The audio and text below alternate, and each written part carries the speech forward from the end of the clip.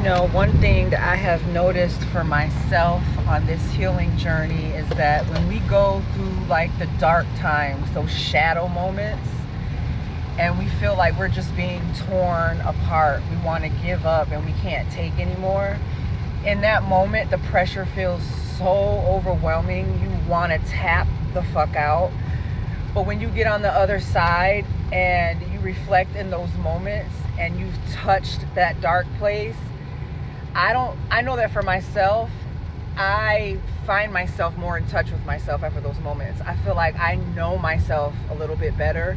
I feel like I've learned myself in a way that I didn't know myself before.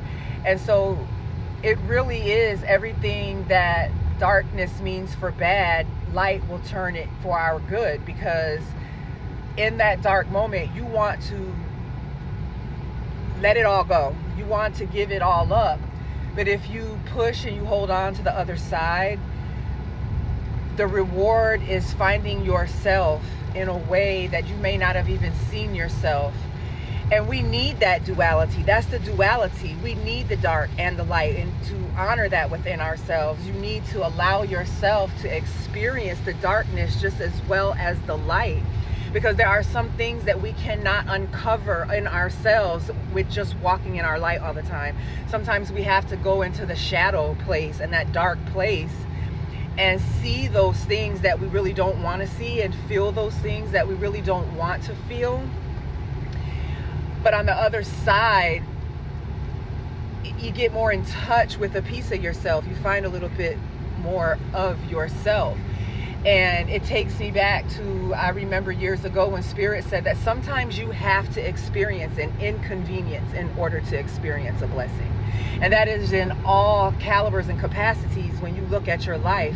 A lot of times when things are happening and we feel like we're being shredded apart and we're being ripped apart and it really doesn't feel good and that suffering is happening, when we push through and we get through the other side and we see the lesson, we see the opportunity, we see what we process that experience, and we really take that opportunity to connect with ourselves, we experience something that we would not have if we had not went into that shadow. And you need the duality. That's a good thing, to have your dark and your light, and to be able to operate in those and see your strength in not just the power of your light, but in the power of your darkness too.